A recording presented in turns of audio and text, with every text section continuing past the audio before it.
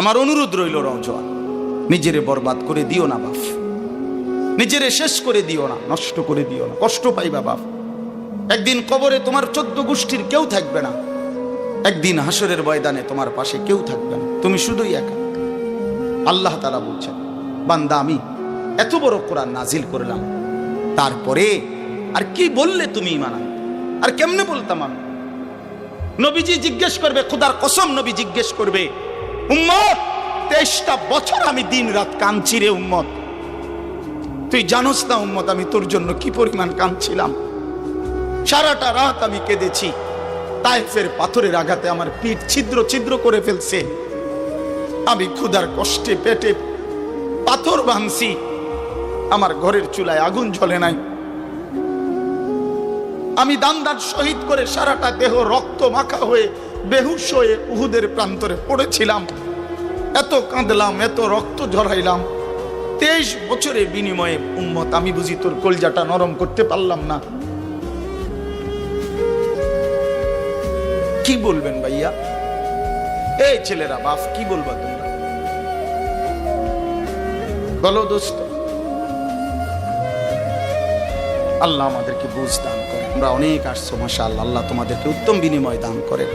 সব ছেলের কাছে বন্ধু, যদি পারি, যদি বলতা, হাত জোর করে বলতাম, সেজদা দিও তুমি, নামাজ পড়ো, নিজেরে নষ্ট করো না, নিজের আখলাক, নিজের চরিত্র, নিজের জিন্দেগির কদর করো ভাই, নামাজ পড়ো, নিজেরে ভালো রাখো। অশ্লীলতা, বেহায়াপনা, নোংরা ছবি, নর্তকীর নাচ, জিনা, ব্যভিচারের দৃশ্য দেখো না ভাই, দেখো না। একটা নারী দরকার, মনের মধ্যে নারীর প্রতি আকর্ষণ, সেটা আল্লাহ তাআলা পূরণের ব্যবস্থা রাখছেন ভাই। বিবাহের হালাল ব্যবস্থা আল্লাহ রাখছেন, মানুষের প্রত্যেক চাহিদা পূরণের জন্য যিনি চাহিদা দিয়েছেন তিনি পূরণেরও ব্যবস্থা রাখছেন, ঠিক কি না বলেন? ক্ষুধার চাহিদা আল্লাহ দিছেন, তো আল্লাহ তাআলা রিজিকও তো দিছেন। তৃষ্ণার চাহিদা আল্লাহ দিছেন, তো পানিও তো আল্লাহ দিছেন। যে যৌবনের চাহিদাও আল্লাহ দিছেন, তো সেটার জন্য হালাল বিবাহের ব্যবস্থাও তো আল্লাহ তাআলা রাখছেন। তো নষ্ট হয়ে যাওয়া কেন? নিজেরে বরবাদ করে দেওয়া কেন ভাই? আমার আল্লাহ যেন জিজ্ঞেস করছে, হায় আমার ইমানদার বা, আমি না তোমারে মুসলমান বানাইলাম, তোমারে না আমি সর্বশ্রেষ্ঠ রাসূল দিলাম, নবী মুহাম্মদ সাল্লাল্লাহু আলাইহি সাল্লামের চাইতে সর্বশ্রেষ্ঠ রাসূল আর কেউ আছে? কোরআনের চাইতে দামি কোনো কিতাব আছে? ইসলামের চাইতে দামি কোনো ধর্ম আছে? আল্লাহ তাআলার চাইতে বাদ দিয়ে আর কোনো মালিক আছে? তো আল্লাহ বলেন, আমি তোমার মালিক, আমার নবী মুহাম্মদ সাল্লাল্লাহু আলাইহি সাল্লাম তোমার রাসূল, কোরআন তোমার কিতাব, ইসলাম তোমার ধর্ম। অতএব তুমি কেন ভুল পথে যাইবা বান্দা? তুমি নামাজ পড়বা না কেন? তাইলে নামাজ তুমি যদি না পড়ো, তো এই নামাজ তাইলে কার জন্য দিলাম? হালাল হারাম এটা কার জন্য দিলাম? আমি আল্লাহ। আমার রাসূলকে 23 বছরে আমি সমস্ত কিছু বলাইলাম, তাইলে কার জন্য?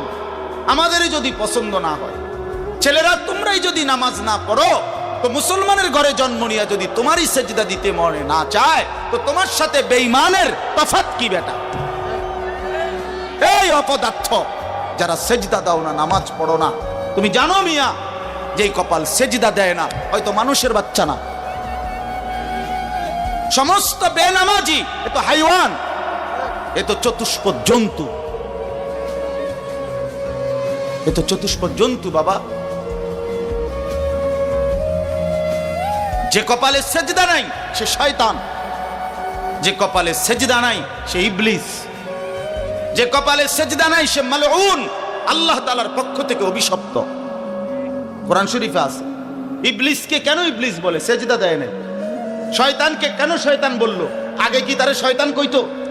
সেজদা দেয় নাই, তো এখন থেকে শয়তান। সেজদা দেয় নাই, এখন থেকে ইবলিস। সেজদা দেয় নাই, এখন থেকে রজিম, অভিশপ্ত। সেজদা দেয় নাই, এই কারণে আল্লাহ বলছে, ওয়া ইন্না আলাইকাল লানাতা ইলা ইয়াউমিদ্দিন, তোর উপরে কিয়ামত পর্যন্ত আমি আল্লাহর লানত। কি মিয়া সব কি বলো ভাই? এত লানত নিয়া, আল্লাহর এত অভিশাপ নিয়া দুনিয়ায় চলবে কেমনে? আখিরাত চলবে কেমনে? জীবন মানে শুধু কয়টা ভাত মাছের নাম ভাইয়া? একটু ঘুমাইতে পারলাম, একটু খানা দানা খাইলাম, কয়টা টাকা রোজগার করলাম, যৌন চাহিদা, লজ্জাস্থানের চাহিদা পূরণ করলাম, খালাস, এরই নাম দুনিয়া?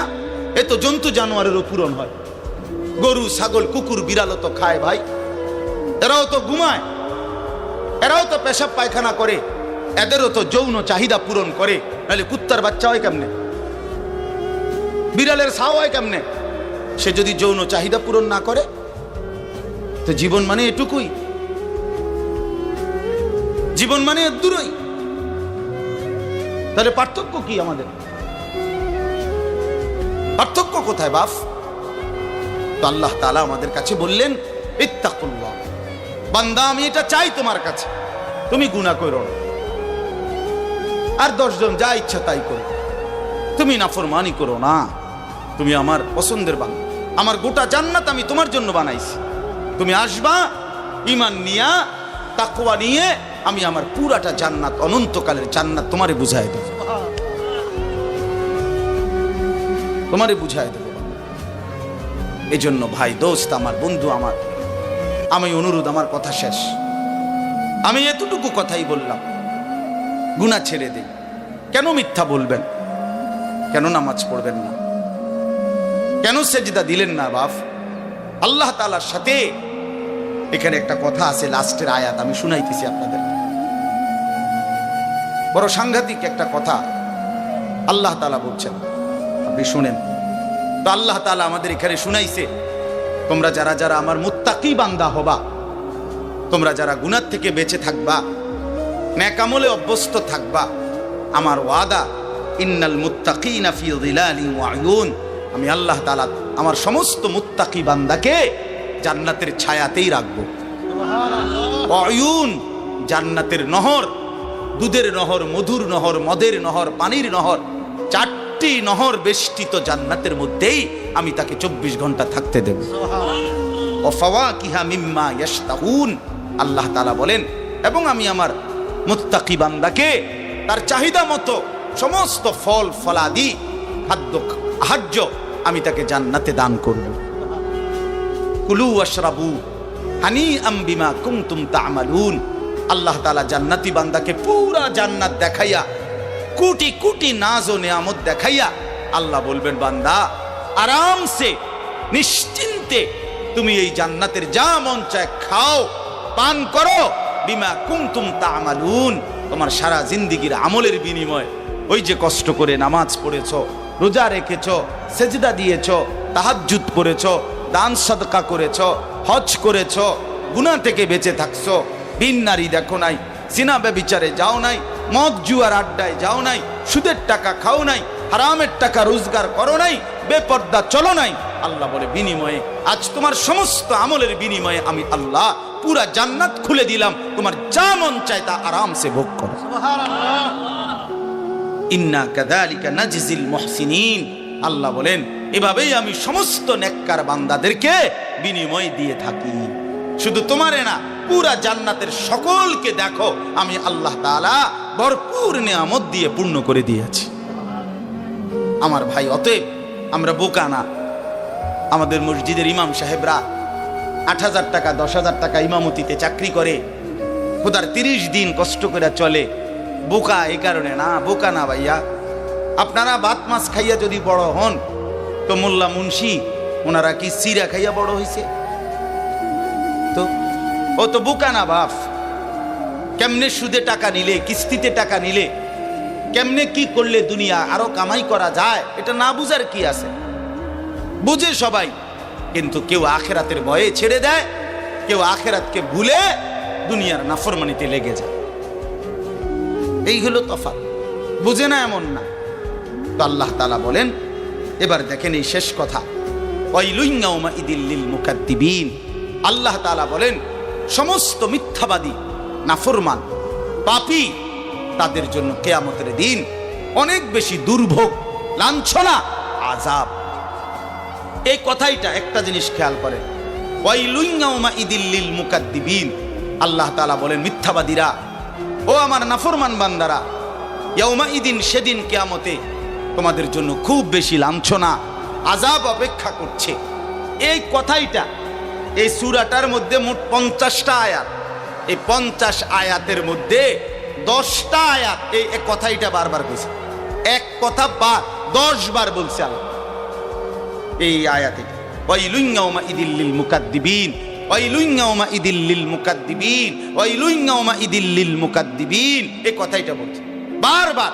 মিথ্যাবাদী নাফরমান, তোমাদের জন্য সেদিন দুর্ভোগ, দুর্ভোগ, দুর্ভোগ, দুর্ভোগ, লাঞ্ছনা, আযাব, আযাব। এখন দেখেন এইবার এই একটা সাংঘাতিক কথা শুনেন। আল্লাহ বলেন কুলু ওয়া তামাত্তাউ কালিলান ইন্নাকুম মুজরিমুন। এই যে আমরা দুনিয়াতে ইমানদার নাফরমান নেককার পাপী সবাই খায়, দুনিয়া সবাই ভোগ করে না? কি বলেন না?